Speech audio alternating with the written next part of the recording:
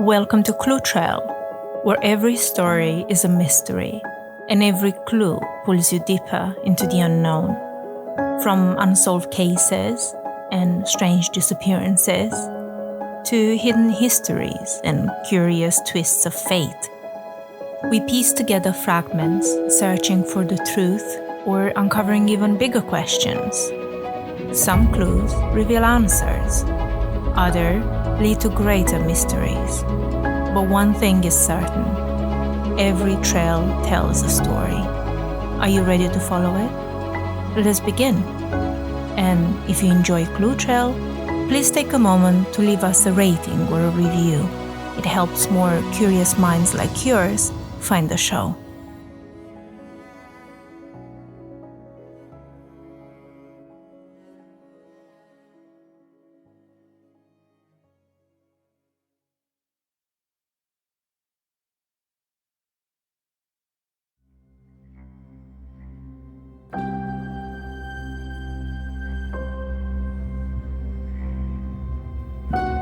Some places are haunted not by ghosts, but by stories. And Malabar Farm was one of these places. Tucked away deep in the rolling hills of Richland County, Ohio, Malabar was a place once filled with dreams of peaceful rural life. But long before it became a haven for writers and poets, this farm witnessed something far more sinister. Not ghosts in the dark or strange creaks in the floorboards, but the cold, deliberate work of a young girl. Ceely Rose was just 23 years old when she poisoned her entire family.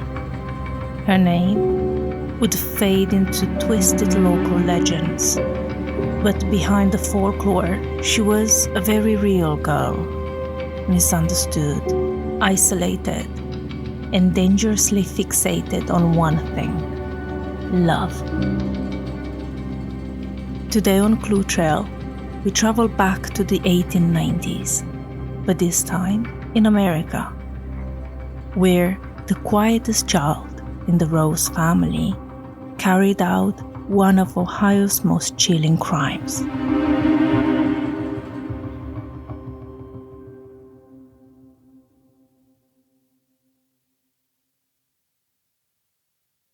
By the late 1890s, the world was changing fast. Electricity was lighting up big cities. Bicycles were all the rage, and Ohio was bustling with farm life and progress. But in Pleasant Valley, the Rose family, David, Rebecca, and two children, Walter and Ceely, lived a simple, quiet life. Little is known about David and Rebecca's early years, including when they met. They were married on February 8, 1855, and had their son Walter and a daughter, Julia Ann. David, to support his growing family, apprenticed as a miller, but that dream was cut short by the outbreak of the Civil War. On September 8, 1861, David Rose enlisted in the Union Army, offering his milling expertise to support the war effort.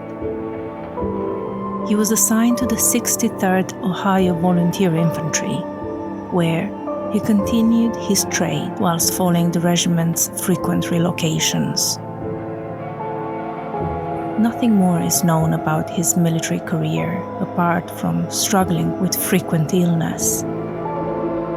Years later, when he applied for a disability pension in the 1890s, he cited chronic stomach issues, kidney and rectal disorders, and partial deafness in both ears, possibly from battlefield exposure to gunfire. 8 years after his return from military service, Ceely Rose was born on March 13, 1873. At that time, the family was residing in Pike County. Nothing much is known of the family life or Celia during that period. Well, maybe apart from the fact that she was nicknamed Ceely. The next available records come later, in November 1879, when the family leaves Pike County, and it all seems to be related to the tragic death of their daughter, Julianne, which by that point was married and had a child. But to date, there are no journals, no testimonies, nothing really to offer any insight into why Julia died and why they have moved so suddenly. What is known is that in 1880, Rebecca Rose purchased a rundown old mill in Pleasant Valley, Ohio.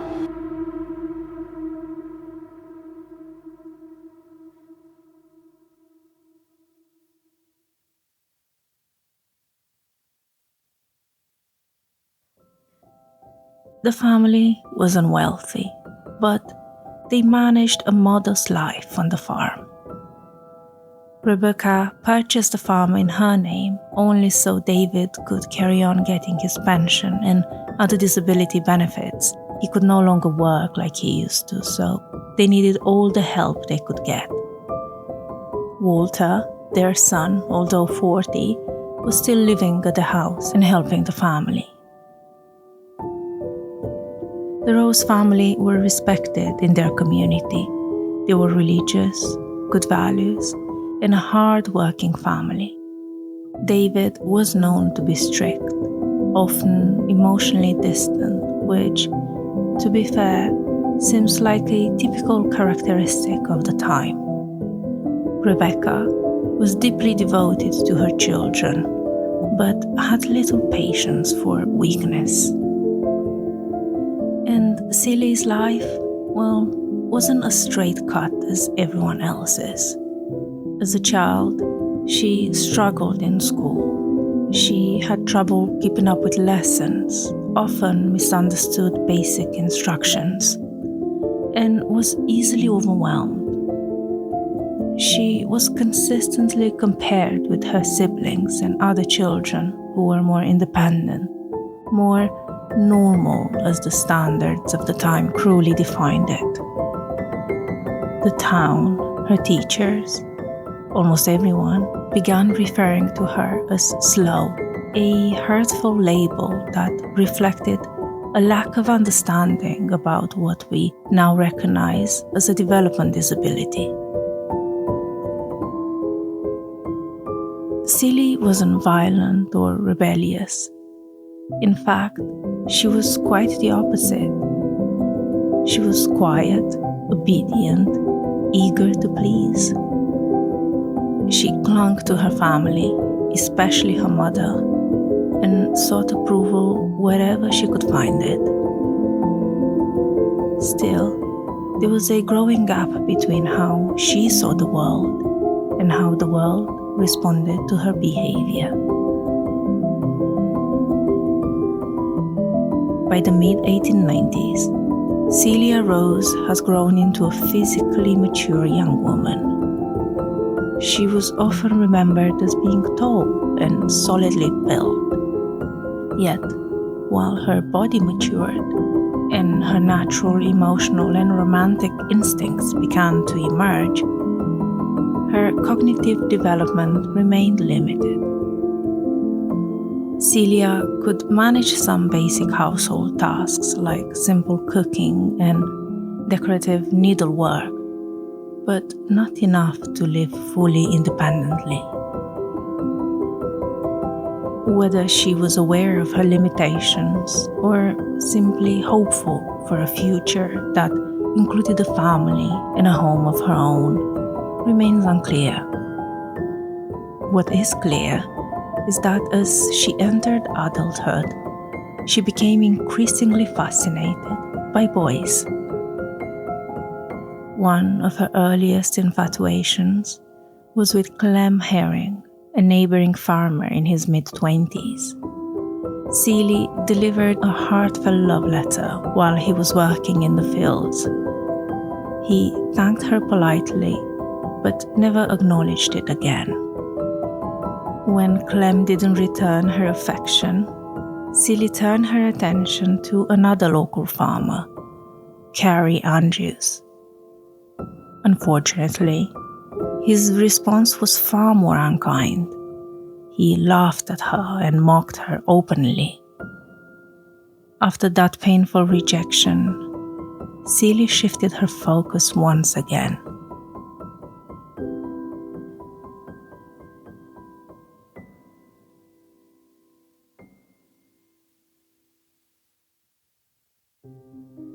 This time, became interested in Guy Berry, the eldest son of the Berry family who lived next door.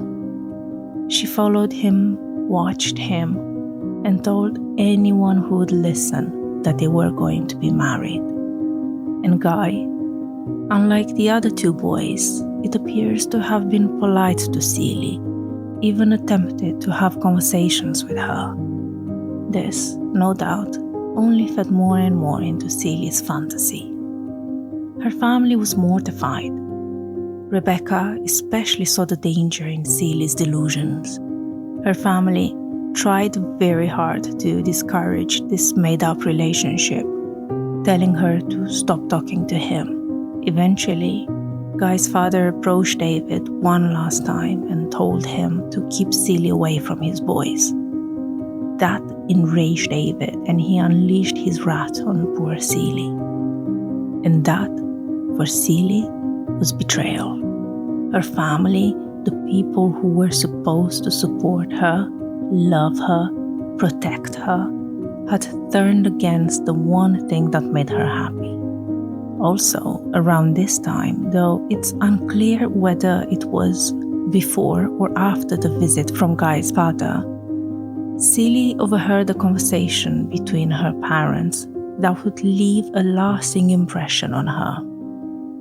One morning, she listened as her father spoke about a murder case he had read about in the newspaper, where a family was murdered by the farmhand they hired, a boy which fell in love with their daughter, but the family opposed.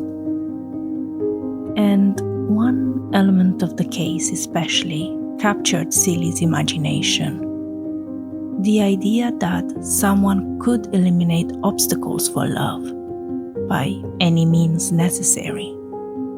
In Ceely Rose's mind, anyone who came between them was simply in the way, including her family. And once that thought settled in her mind, it never left.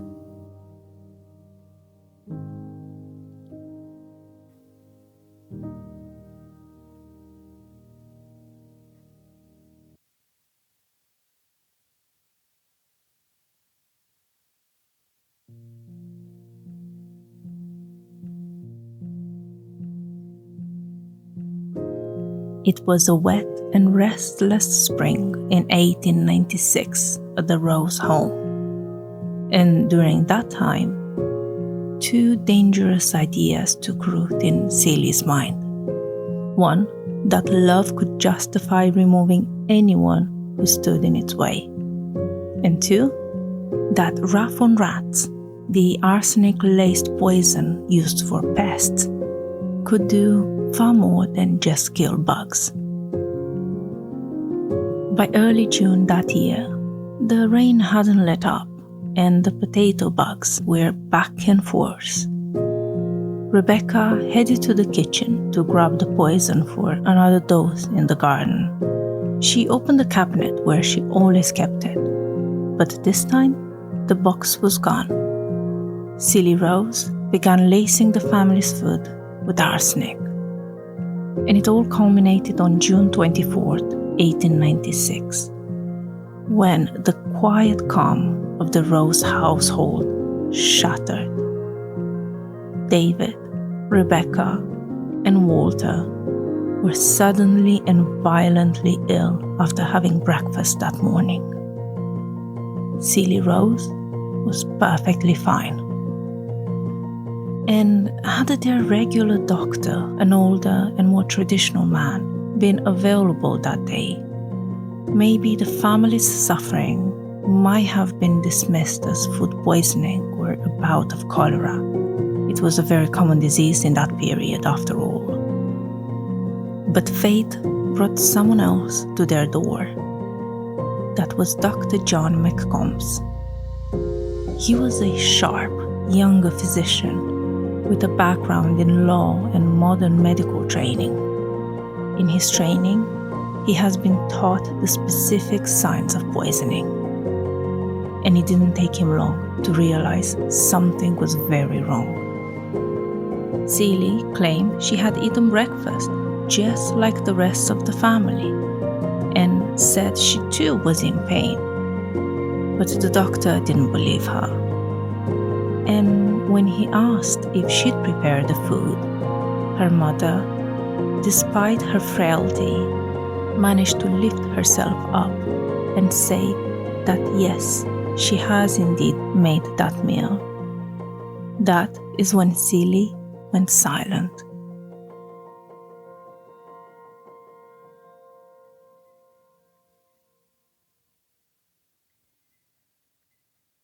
Her family suffered greatly. Arsenic poisoning is a horrible way to die.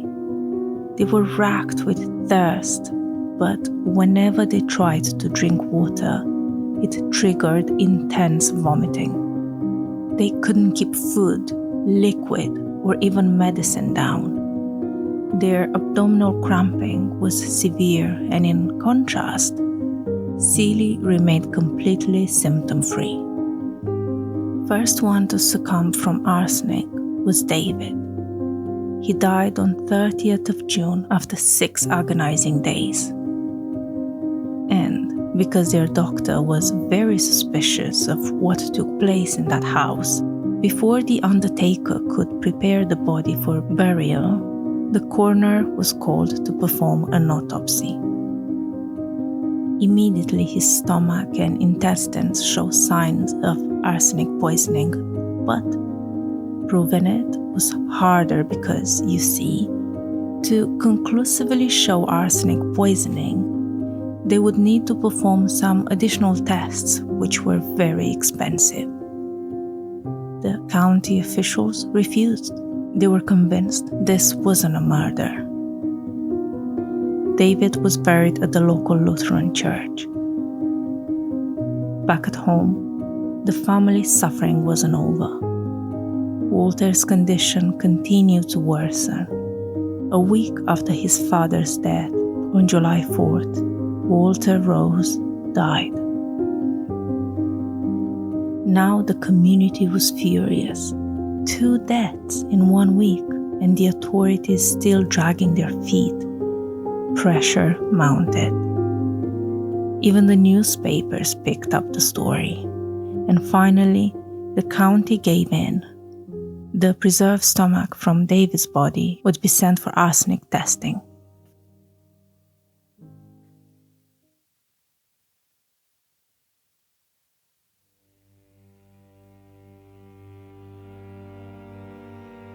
While they waited, more pieces of the story began falling into place. Neighbours recalled Ceely's fascination with a newspaper murder story involving arsenic, the missing Raff-on-Rats box, her obsession with the boy next door, and the family that seemed to stand in the way. The Rose family was no longer just a case of sudden illness. It was fast becoming one of the most chilling murder investigations Ohio had ever seen.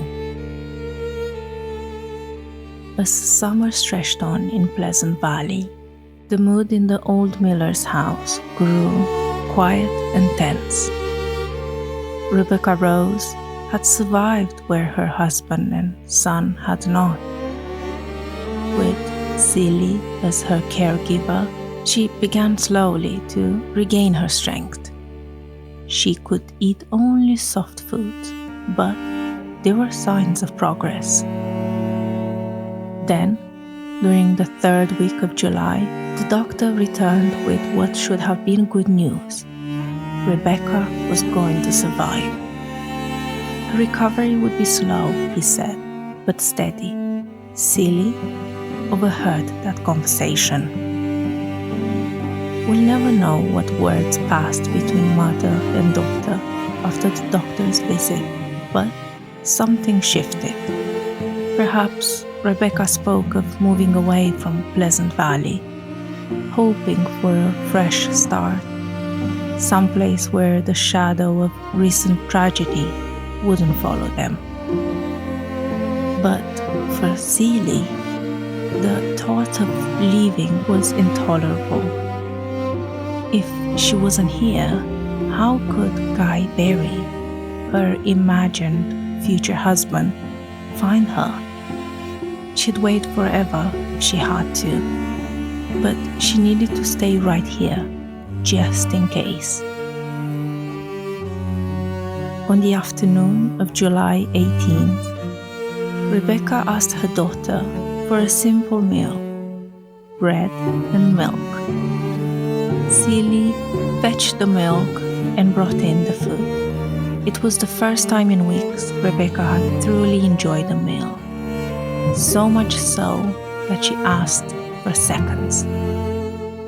Ceely obliged, but this time something was different. A few bites in, Rebecca paused. "The milk tastes odd," she said. Soon after, the symptoms returned with a vengeance: vomiting, pain, poisoning. A neighbor arrived and saw what was happening, and as Rebecca lay suffering, she looked up at her daughter with a flicker of clarity. "Ceely, if it's you that's done this, God help you," she said. Ceely denied it, but Rebecca fixed her with a hard stare. "Look me in the face, child, and tell me the truth." That's when Ceely dropped her head and walked silently out of the room.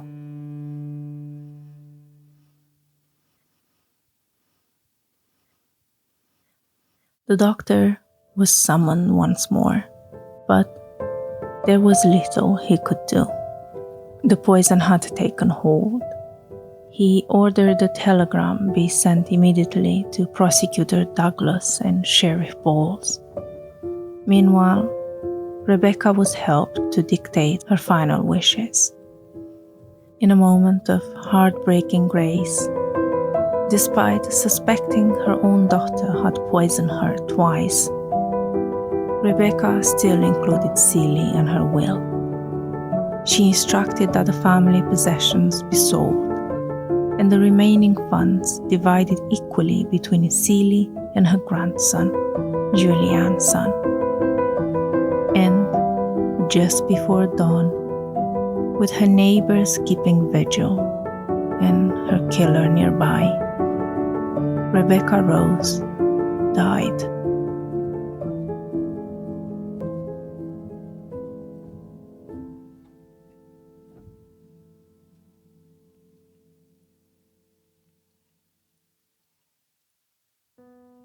Following Rebecca's death, another autopsy was performed and more tests were ordered, but the forensic evidence wasn't strong enough, despite signs of poisoning.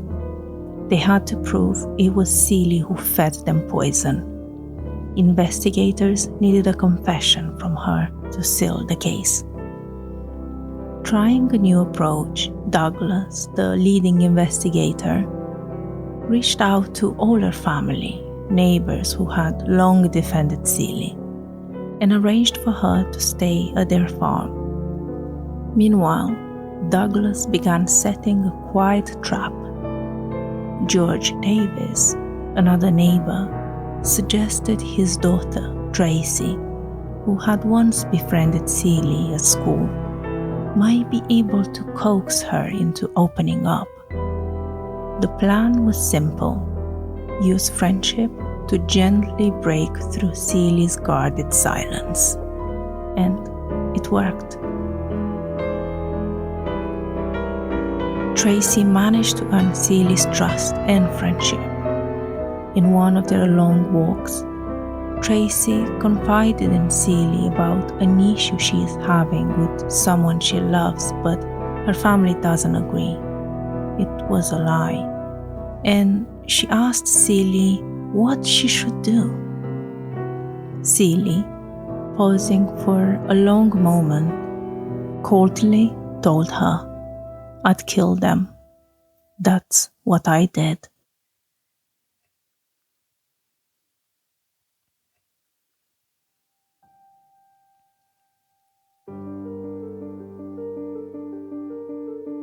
Ceely Rose's confession left no doubt about her actions, but it raised deep uncertainty about her mind.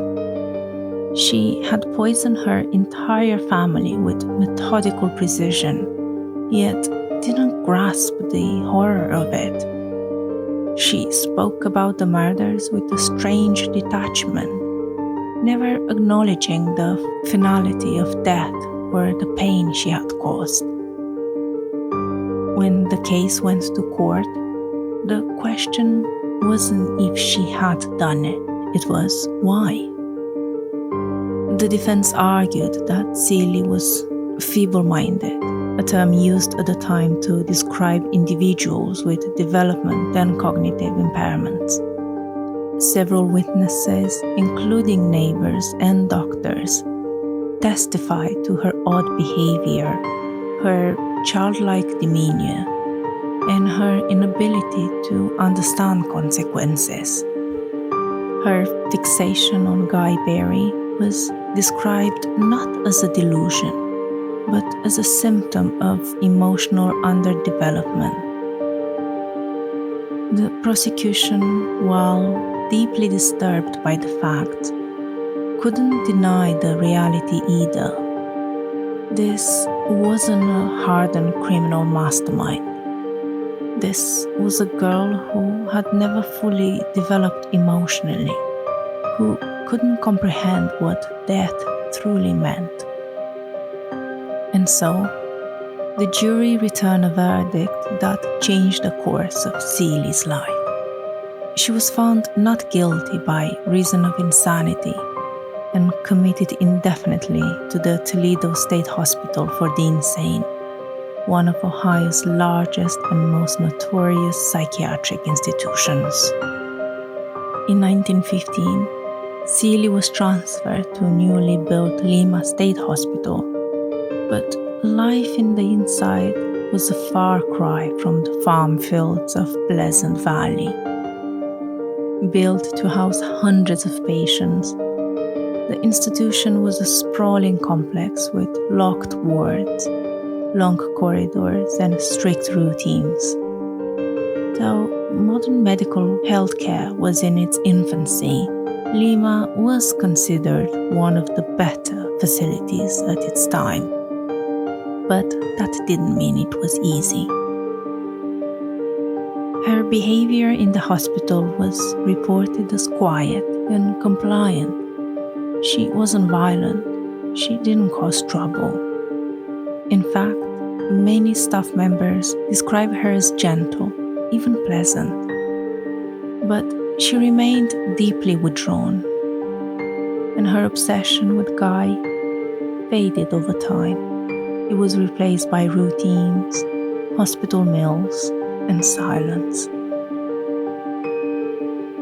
Ceely Rose died on March 14, 1934, at the age of 61. She was buried in the hospital cemetery. No family visited, no obituary was written, but her story wouldn't be forgotten.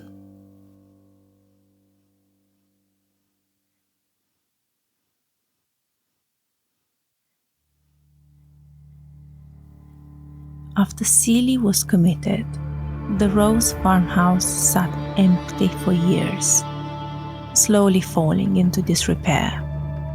But the story didn't fade. Over time, the quiet tragedy of the Rose family became something else entirely. a ghost story. People began to say the old Rose house was cursed, that you could still feel her footsteps at night, that Ceely's voice sometimes echoed through the halls, that her spirit remained searching, pacing, waiting for the life she was denied. In 1939, the land that once belonged to the Rose family was purchased by Louis Bromfield, a Pulitzer Prize-winning author. He turned the crumbling land into Malabar Farm, a model of sustainable agriculture and a retreat for artists and thinkers from across the country. Malabar Farm became famous, a place where Humphrey Bogart and Lauren Bacall were married, and where writers like Louis Howe and John Steinbeck once walked the fields. But even as the farm gained acclaim, the legend of Ceely Rose lingered. Visitors reported cold drafts and flickering lights. Some claimed to hear crying from upstairs rooms. Others said they saw a young woman standing at the window. One moment there, the next gone. Paranormal investigators began visiting in the 1970s, calling Ceely's story one of Ohio's most active hauntings. The Rose house still stands on the property. Inside, you'll find period furniture and informational plaques. But there is a heaviness to the space.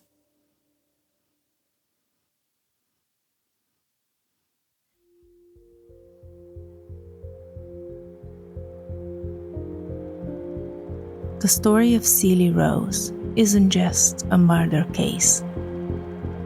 It's a story about how society responds, or more accurately, fails to respond, to those who don't fit their idea of normal. It's a story about a young girl with limited understanding of social norms, struggling in a world that saw her as strange, and with a family unsure of how to help her. And it's a story of a community that turned her into a ghost long before she died. What Ceely did was horrifying, cold and deliberate, and irreversibly tragic, and for that, she lived out her days in a hospital, remembered by few. And yet, her name lives on, not as a patient or a sister, but as a murderer and a ghost. There's something deeply sad about that. It raises uncomfortable questions. What if someone had helped her sooner? What if she'd been born in a time when development disabilities were better understood? What if she had simply been given the space to be different? And maybe that's why her story endures, because it leaves us with more questions than answers. Because even after all this time, we're still trying to figure out who Ceely Rose really was.